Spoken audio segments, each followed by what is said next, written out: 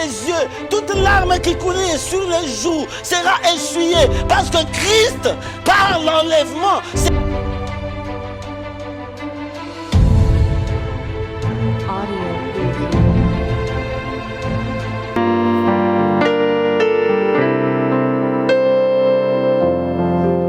tu reviendras sur les nuées quand les grands jours arriveront. À quel moment je ne sais pas où tu m'attireras vers toi. Tu reviendras sur les nuées quand les trompettes sonneront.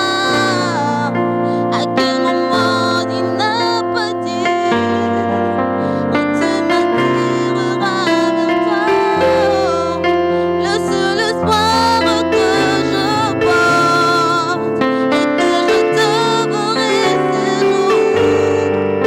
À la rencontre de mon Rédempteur, je louerai, je lèverai l'Éternel. Je lui dirai combien je l'aime. Je lui dirai, il est tout pour moi. Je chanterai devant ton trône. Je louerai mon Adonai. Adonai, tu es. Adonai, tu es. Dans ta maison j'habiterai. Avec toi je resterai. Adonai, tu es. Adonai, tu es. Dans ta maison j'habiterai. Avec toi je resterai. Adonai, tu es. Adonai, tu es.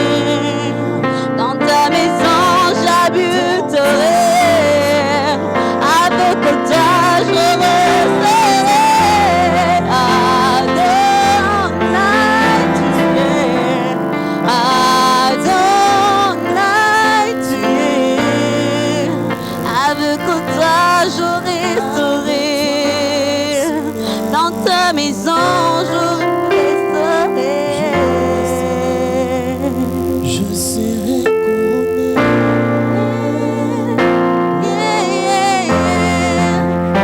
je serai couronné. Je serai couronné après ces combats. Je serai couronné. Je serai couronné après ces combats. Je serai enlevé.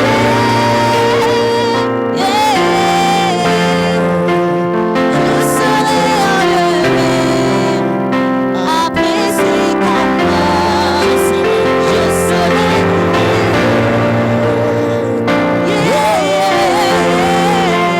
Je serai enlevé après ces combats. Peuple de Dieu, Dieu a fait grâce, lui qui est au contrôle de toutes choses, de nous donner encore cette matinée. Une matinée merveilleuse, une matinée durant laquelle nous voudrions, une fois de plus, partager sa parole. Parce que nous savons que toute chose a été créée par la parole. Et nous voudrions que le peuple de Dieu soit nourri. Nous allons prier au nom de Jésus-Christ, Père éternel, Créateur. Nous te sommes infiniment reconnaissants. Le Père de notre Seigneur Jésus, il ne t'a plu que nous soyons là. Tu nous as donné ce jour, Seigneur éternel. Et voilà que tu nous envoies ta parole comme une rosée. Nous voudrions que ta parole atteigne, Seigneur éternel, une multitude de peuples. Que ta parole atteigne l'Église, Seigneur. Que ta parole, Seigneur, oh Dieu, puisse ensemencer les vies, donner des nouvelles orientations, donner une détermination, oui, à l'attente de la venue glorieuse de Jésus. Père, je prie pour quiconque me suit. Je prie pour, Seigneur, ce peuple, en aussi grand nombre. Oui, Seigneur éternel, parce que tu voudrais nous fixer encore un rendez-vous dans les cieux. Nous te bénissons, nous te rendons grâce dans le nom puissant et glorieux de notre Seigneur Jésus-Christ. Nous prions et nous disons Amen. Peuple de Dieu, merci d'être fidèle à notre rendez-vous de ce dimanche. Dieu a voulu que nous puissions apporter sa parole. C'est une nourriture au temps convenable. Dans cette matinée, nous disons, je serai enlevé dans les nuées à la rencontre de l'époux. C'est le thème que nous allons devoir exploiter dans une trentaine de minutes. Nous disons, je serai enlevé dans les nuées à la rencontre de l'époux. Tel que nous formulons ce sujet ou ce thème, vous comprendrez, bien-aimés dans le Seigneur, que nous disons « je serai ». Et là, si je dis « je serai », ça c'est mon cas personnel. Je voudrais que chacun de nous qui va devoir suivre dise aussi « je serai enlevé » dans le nuée à la rencontre de l'époux. D'ores et déjà, quand je dis « je serai », c'est une espérance. C'est une espérance que chacune de vie doit bien aimer avoir. C'est une espérance que chacun de nous doit bien aimer mettre profondément dans son cœur. Une détermination de toute la vie sur cette terre, parce que nous faisons partie, bien-aimés, de l'Église. Et la plus grande attente de l'Église en ce temps, c'est l'enlèvement. Voilà que nous sommes là ce jour pour parler de l'enlèvement de l'Église. Cet avènement, bien-aimé, d'enlèvement, c'est quelque chose de plus grand, c'est quelque chose de plus glorieux, et c'est ça l'espérance de tous ceux qui croient en Jésus-Christ. L'enlèvement n'est pas seulement cet événement dernier, mais nous voyons dans la parole de Dieu qu'il y a même des hommes qui sont pratiquement comme des précurseurs de cet enlèvement. Bien-aimés, nous avons l'exemple d'Enoch, qui a été enlevé, la Bible nous le dit, dans Genèse 5, au chapitre 24. Ce texte est repris aussi dans Hébreux 11, au verset 5. Il y a le prophète Élie, qui a été enlevé, et nous avons cette référence dans 2 Rois 2, au verset 11. Et nous avons Christ lui-même qui a été enlevé. Au finish, bien-aimés, nous attendons l'enlèvement de l'Église. Je voudrais qu'on lise 2 textes qui vont nous aider à réfléchir et à comprendre c'est que l'enlèvement, qui sera enlevé et quand est-ce que cet événement ou l'avènement du Christ se fera. Nous allons lire 2 textes. Le premier, il est tiré des Actes des Apôtres au chapitre 1er. Nous lirons du 7e au 11e verset. Et le deuxième, c'est celui qui est tiré du premier livre de Paul aux Thessaloniciens, au chapitre 4e, du 13e au 19e verset. Notre bien-aimé va devoir nous plonger dans la lecture de ces 2 textes, au nom de Jésus.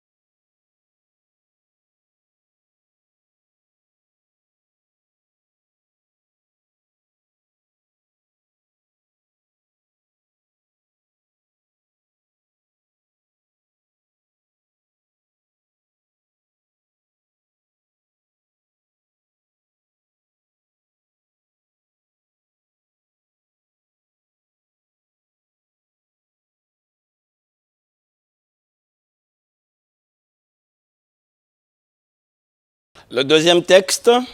1 Thessaloniciens 4, 13 à 18, nous lisons. Nous ne voulons pas, frères, que vous soyez dans l'ignorance au sujet de ceux qui dorment, afin que vous ne vous affligiez pas comme les autres qui n'ont point d'espérance. Car si nous croyons que Jésus est mort et qu'il est ressuscité, croyons aussi que Dieu ramènera par Jésus et avec lui ceux qui sont morts. Voici en effet ce que nous vous déclarons d'après la parole du Seigneur. Nous les vivants, restés pour l'avènement du Seigneur, nous ne dévancerons pas ceux qui sont morts. Car le Seigneur lui-même a un signal donné à la voix d'un archange et au son de la trompette de Dieu, descendra du ciel et les morts en Christ ressusciteront premièrement. Ensuite, nous les vivants qui serons restés, nous serons tous ensemble enlevés avec eux sur des nuées à la rencontre du Seigneur dans les airs, et ainsi nous serons toujours avec le Seigneur. Consolez-vous donc les uns les autres par ces paroles. Je bénis le Seigneur, bien-aimé, pour ces deux textes. Ces deux textes fabuleux, des textes merveilleux qui précisent un avènement de taille. Je voudrais, bien-aimé, commençons par le premier. Nous voyons ici, Jésus est en train, bien-aimé, après sa résurrection, de vouloir partir. Il est en train de donner quelques précisions de taille à ses disciples. Et le dernier verset m'intéresse. C'est la manière dont, bien-aimé, les anges apparurent pour dire, de la même manière que vous l'avez vu partir, c'est de la même manière que vous le reverrez. Voilà le premier principe qui est posé, bien-aimé. Quand nous disons « je serai enlevé », ce n'est pas quelque chose, bien-aimé, ce n'est pas une rêverie, mais c'est une réalité. On nous dit de la manière dont Jésus est parti, il reviendra. Et dans le deuxième texte, bien-aimé, l'apôtre Paul pose encore les jalons de cet enlèvement. Bien-aimé, il nous dit de la manière dont les choses se passeront. Il précise même que les morts en Christ vont ressusciter le premier et nous, les vivants, nous serons enlevés. Nous serons enlevés pour rencontrer le Seigneur dans les nuées. Et ce matin, nous avons dit, je serai enlevé dans les nuées à la rencontre de l'époux. Je voudrais, bien aimé, préciser certains termes. Le premier terme le plus important, c'est l'enlèvement. L'enlèvement, c'est le fait, bien aimé, l'action d'enlever. C'est-à-dire, quelque chose qu'on avait de visu, quelque chose qu'on avait devant soi, monte ou disparaît devant toi. Et le deuxième terme qui est important, c'est les nuées. Les nuées, ici dans le langage biblique, nous devons comprendre comme les masses de nuages. Les nuages épais, bien-aimés, qui constituent la gloire de l'Éternel. C'est dans le sens biblique. Et le dernier texte, et le dernier élément que je voudrais préciser, c'est l'époux. Dans le langage encore biblique, l'époux, c'est Jésus-Christ, dans la mesure où il reviendra prendre l'épouse qu'est l'Église. Donc, l'enlèvement de l'Église, peuple de Dieu, est aussi certain que le lever du soleil, que le coucher du soleil.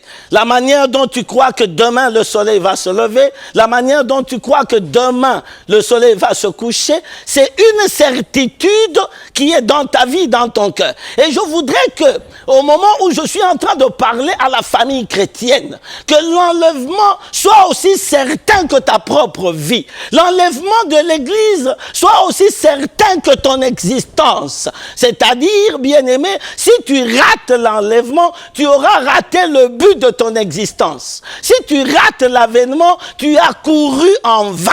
L'enlèvement de l'Église, c'est cet événement fatidique, cet événement grand, bien-aimé, que nous attendons tous. Vous savez, bien-aimé, l'enlèvement n'est pas une épopée. L'enlèvement n'est pas un événement, je dirais, chimérique ou imaginaire. Non. Ce n'est pas un conte de fées non plus. Vous voyez, les deux textes déjà d'emblée nous plongent dans cet avènement qu'est le retour de Jésus-Christ. C'est-à-dire, Jésus-Christ est venu sur cette terre pour, bien aimé, prêcher à nous, afin que nous ayons la rémission de péché, que nous ayons le salut, et il est monté. Il reviendra prendre son Église, comme le texte nous l'a dit, pour que nous restions éternellement avec lui. Il va prendre son Église pour que l'Église demeure à ses côtés. Mais la plus petite question qui nous paraît, qui sera enlevé? Si nous parlons de l'Église comme une réalité spirituelle, mais nous devons nous poser cette question, qui sera enlevé? Bien-aimé, loin de moi l'idée de dire que ne peut être enlevé que celui qui travaille pour Dieu, que celui qui a une grande foule derrière lui. Loin de moi l'idée de faire passer ce message, non. Ce message-là, bien aimé, s'il y a des gens qui vous disent, parce que tu as une certaine prestance devant les gens, tu as une certaine acceptation devant les gens. Quand tu parles, les miracles se font voir. Quand tu parles, plusieurs croient. Quand tu parles, tu peux même, bien aimé, quelle que soit ta prestance, quelle que soit ta dignité, quelle que soit ton élévation, quelle que soit cette apparence de gloire, tu peux ou ne pas être enlevé. Je veux dire, est-ce que parce que je suis pasteur que je serai enlevé? Non. Est-ce que c'est parce que je chante que je serai enlevé? Non. Est-ce que c'est parce qu'on m'appelle chrétien que je serai enlevé? Non. Mais qui donc sera enlevé? Bien-aimé, la Bible nous dit que si nous rentrons dans l'Apocalypse quelque part, on nous dit ceux qui auront lavé leur robe dans le sang de l'agneau. Ils forment une multitude en robe blanche, chantant, glorifiant Dieu. Voilà ceux, bien-aimés, qui sont enlevés. Ce sont ceux-là qui ont lavé leur robe dans le sang de l'agneau. Directement, nous devons comprendre, laver les robes, c'est peut-être une expression. Ça veut dire être purifié de ses péchés. Ne peut être enlevé que celui qui a donné sa vie à Jésus-Christ. Ne peut être enlevé que celui qui a fait de Jésus son Seigneur et son Sauveur personnel. Et il a marché toute sa vie sur cette terre en nouveauté de vie. Il est passé par ce que nous appelons la nouvelle naissance. C'est, bien aimé, la première catégorie et la plus importante. Et tout le reste n'est que la conséquence. Je dis, on est enlevé ou ne sera enlevé que l'enfant de Dieu qui marche selon les préceptes de la parole. Celui qui a accepté Jésus comme Seigneur et Sauveur. Celui qui ne rougit plus de sa mauvaise vie passée. Celui qui s'est abandonné à Christ et il a fait de Christ sa vie. C'est celui-là qui marche en nouveauté de vie. Deuxième chose, celui qui marche en nouveauté de vie, la Bible nous dit, il doit être passé par la nouvelle naissance. C'est la conséquence. Ça veut dire, ne peut être enlevé que celui qui est rempli du Saint-Esprit. Au fait, comment cela se fera? Bien-aimé dans le Seigneur, quand Christ, au son de la trompette, quand Christ apparaîtra dans le nuée, il va attirer à lui par la puissance du Saint-Esprit tout cela sur terre qui ont l'Esprit. Et nous disons, c'est l'ensemble des croyants, c'est l'ensemble des chrétiens, ceux qui ont fait de leur vie la vie de Jésus-Christ. Ce sont ceux-là qui seront enlevés. Ce sont ceux-là qui resteront éternellement avec Jésus-Christ. Et une petite chose, une incise pour dire qui sera enlevé, je termine cette petite partie. Il n'y a que ceux qui attendent cet avènement. Ça veut dire, tu peux être enfant de Dieu. Tu peux marcher en nouveauté de vie, mais tu n'attends pas cet avènement. Tu es comme cette femme à qui on a promis le mariage. Eh bien, les formalités coutumières ont été faites. Bien aimé, on attend les noces. L'époux ou le fiancé a voyagé. Et voilà cette femme, elle ne se prépare plus. Cette jeune fille ne se prépare plus. Même quand on lui dit, mais écoute, l'époux est en train de venir, ça ne lui dit plus rien. Même si, bien aimé, elle a été préparée, même si on l'a dotée, dès lors qu'elle n'attend plus l'époux, à ce moment-là, l'époux n'a plus rien à faire avec une telle femme. On va dire non, elle n'aspire pas à ce mariage. Vous savez, quand on n'aspire pas à une chose, on est le plus malheureux. Ça veut dire, quand on est enfant de Dieu, peuple de Dieu, quand on est né de nouveau, il y a une conséquence de la vie, c'est que nous devons chaque jour de notre vie aspirer à l'enlèvement. Nous devons vouloir cet enlèvement, que ce soit une pensée permanente, afin que nous attendions Christ, bien-aimé, comme celui qui veille. Et je voudrais ici que ma soeur nous donne un texte où on nous parle des 10 vierges. Nous sommes dans Matthieu 25. Vous allez voir qu'il y avait 10 vierges. Toutes les 10 étaient des vierges. Toutes les 10 attendaient la venue de l'époux. Toutes les 10 avaient des lampes. Toutes les 10 s'assoupirent. Toutes les 10 ont été pris par le sommeil. Toutes les 10, bien-aimés, à un moment, leur lampe s'était éteinte. Toutes les 10. Mais la nuit, alors qu'on a crié, l'époux est là. Bien-aimés, 5 avaient une réserve d'huile. Et les 5 autres, alors qu'elles étaient vierges, alors qu'elles avaient des lampes, alors qu'elles attendaient la venue de l'époux, bien-aimés, ils n'avaient pas d'huile. Et pour ça, la porte leur était fermée. Oui, ma soeur, nous sommes dans Matthieu 25, de 1 à 13. Un texte merveilleux qui va nous montrer, très souvent les chrétiens, nous sommes dans la distraction. Nous croyons que, parce que nous sommes chrétiens, parce que nous allons à l'église, parce que nous entraînons les foules, parce que nous parlons au nom de Jésus-Christ. Non. Bien-aimé, est-ce que tu es vierge, sage, ou tu es vierge folle? Les folles avaient aussi des lampes. Oui, ma soeur. Matthieu 25, 1 à 13, nous lisons. Alors, le royaume des cieux sera semblable à 10 vierges qui, ayant pris leurs lampes, allèrent à la rencontre de l'époux. 5 d'entre elles étaient folles et 5 sages. Les folles, en prenant leurs lampes, ne prirent point d'huile avec elles. Mais les sages prirent avec leurs lampes de l'huile dans des vases. Comme l'époux tardait, toutes s'assoupirent et s'endormirent. Au milieu de la nuit, on cria, « Voici l'époux, allez à son rencontre. » Alors, toutes ces vierges se réveillèrent et préparèrent leurs lampes.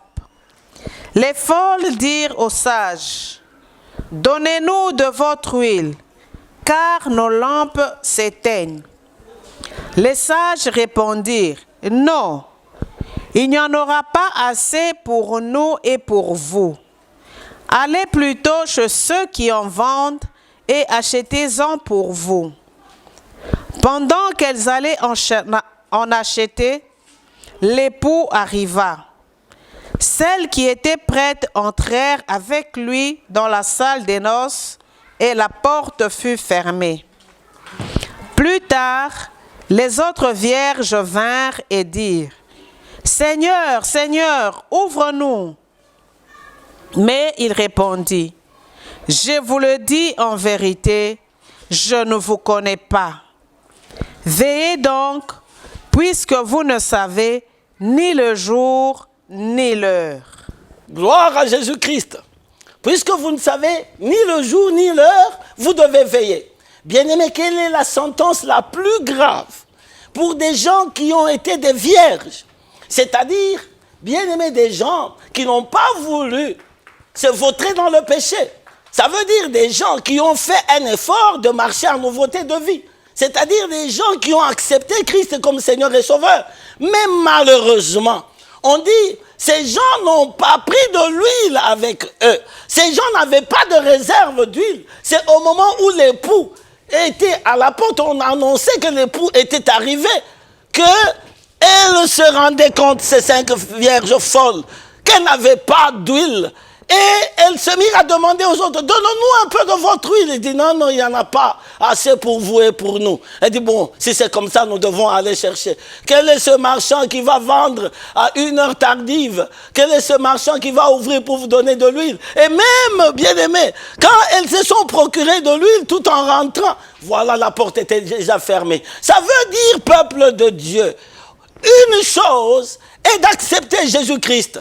Une chose est de marcher en nouveauté de vie. Mais une autre chose est d'être rempli du Saint-Esprit. Une autre chose est d'attendre parce que nous ne savons pas à quel moment il viendra. Il viendra comme un voleur. Il revient bientôt. Vous savez, à un moment, quand j'entends certaines choses, on me dit, mais le bientôt de Christ a traîné. Le bientôt de Christ, vous savez, bientôt c'est un adverbe de temps.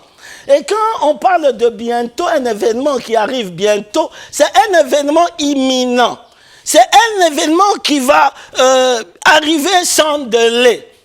Mais bien aimé dans le Seigneur, quand Christ nous dit « Je reviens bientôt », c'est simplement pour avertir l'Église. Ce n'est pas un sujet de moquerie. C'est simplement pour nous avertir parce que nous ne savons ni le jour, ni l'heure, ni le moment. Donc nous devons nous tenir aux aguets. Nous devons veiller parce que nous ne savons pas. Et à un moment, on a osé même lui poser la question. Il a dit, cela que Dieu, le Père, a arrêté de son autorité. Peuple de Dieu, je bénis le Seigneur. Mais comment l'enlèvement se fera-t-il? La Bible a déjà répondu. On dit, il reviendra dans le nuée. Au son de la trompette, bien-aimé, il reviendra. Il reviendra et nous allons monter. Nous n'allons pas précéder les morts. D'abord, au son de la trompette, les morts vont ressusciter. Et quand ils vont ressusciter, nous les vivants, bien-aimés, nous serons enlevés. Je veux dire, peuple de Dieu, que tous les événements, tous les signes que Christ a donnés sont presque accomplis. À tout moment, nous devons nous dire, Christ revient bientôt. Christ revient bientôt et cela doit être une pensée profonde qui fait la réalité de notre vie. Christ revient bientôt chaque jour qui passe. Pose-toi la question si tu es suffisamment prêt. Pose-toi la question, quand il reviendra pour prendre son église, feras-tu partie de ceux qui seront enlevés, de ceux qui monteront dans le nuée? Quand cela arrivera-t-il? Oui, bien-aimé, cela va arriver bientôt.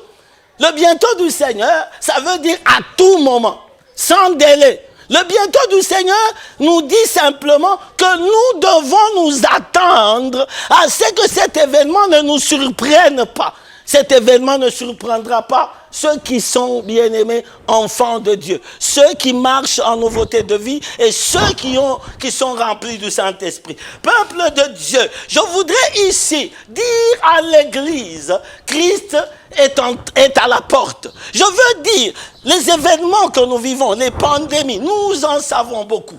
Il y a beaucoup de signes qui attestent que Christ est à la porte. Et toute personne, tout chrétien avisé, en lisant la parole de Dieu, commence à se préparer.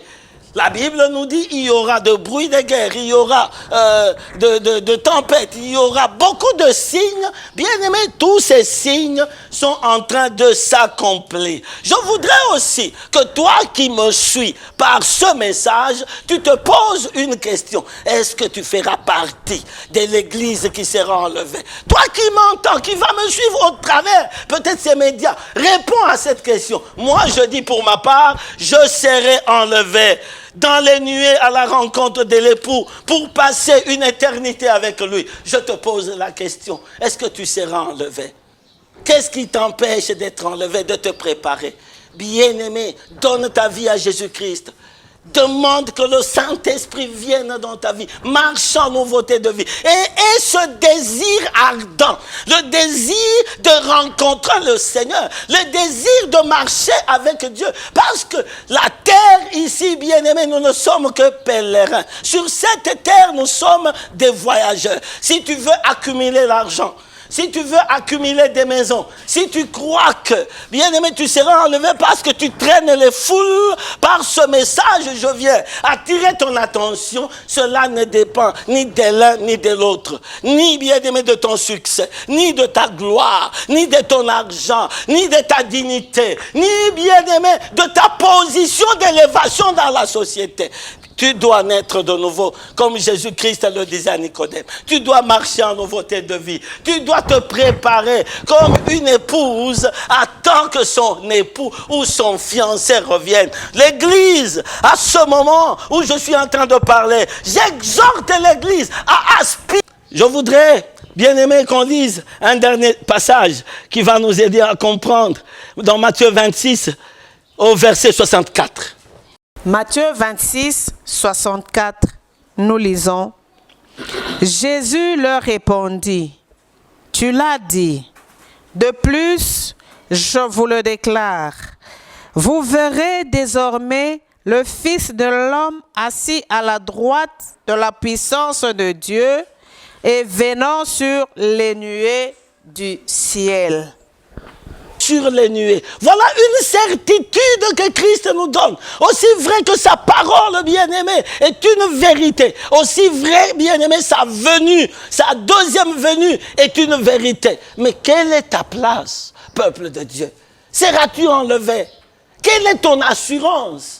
Ce jour, je voudrais que l'Église qui me suit, que chacun de nous, par ces textes, par cette exhortation, fonde son assurance. Que tout celui qui est en train de me suivre, dise ensemble avec moi, je serai enlevé. Je serai enlevé et je monterai dans le nuée à la rencontre de l'époux qu'est Jésus-Christ. Je voudrais, bien-aimé, que tu le dises toutes les fois que tu peux, avec toute ta force, et que tu le désires au fond de ton cœur. Que, bien-aimé, ça soit un ardent désir. Il ne faudrait pas que ça soit comme des paroles de récitation, mais que cela fonde toute ta marche. Que chaque jour que tu marches, que tu te dises, je serai enlevé. Moi, je désire cet enlèvement. L'Église soupire après l'enlèvement comme une biche qui l'étante, soupire après les eaux d'un courant. Bien-aimé, par moment, nous entrons dans des choses, des discussions inutiles, alors que Christ est déjà à la porte. Par moment, le critère de jugement des hommes, c'est l'argent, le nombre des membres, c'est peut-être le succès, c'est ceci ou cela. Non! C'est la détermination dans ton cœur à marcher. Le premier chrétien ont marché. Je vais terminer mon propos en demandant à ma sœur de lire encore le deuxième texte d'un 1 Thessaloniciens 4, bien-aimé. Le dernier verset 18. Ça j'aime, peuple de Dieu.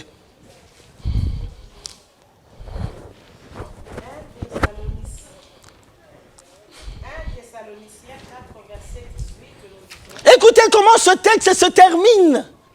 Consolez-vous donc les uns les autres par ces paroles. Consolez-vous donc les uns les autres par ces paroles. Bien-aimés, l'avènement de Jésus-Christ est une consolation.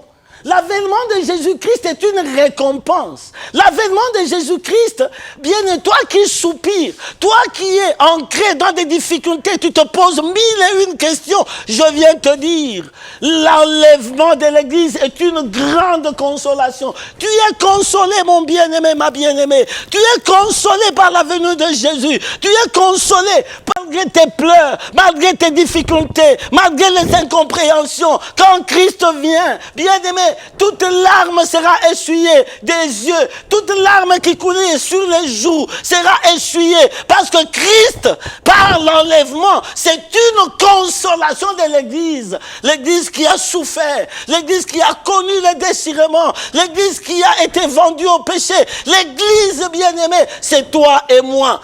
La parole de l'enlèvement est une forte assurance.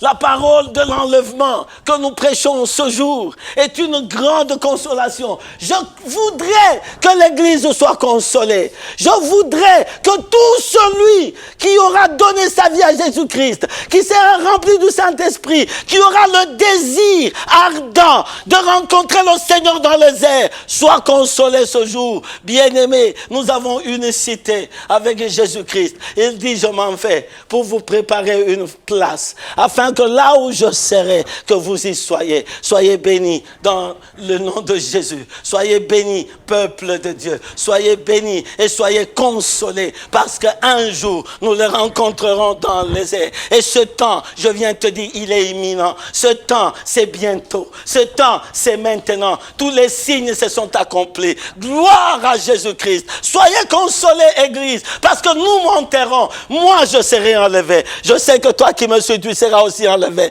Je sais que notre Église, l'ensemble des croyants, nous serons enlevés. Au nom de Jésus-Christ, nous prions et nous disons Amen.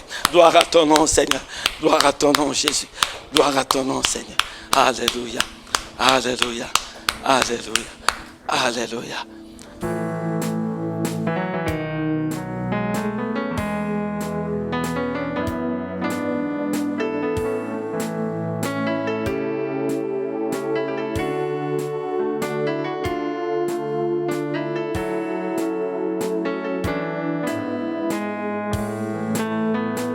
Je me pressure la route du ciel, nouvelles hauteurs. Chaque jour je gagne sur mon chemin. Je prie toujours, Seigneur, lève-moi au lieu plus haut. Lève-moi, Seigneur, que je me tiens par la foi sur le plateau du ciel. La pluie en plein, jamais trouvé. Place-moi, Seigneur, au lieu plus haut. Je veux atteindre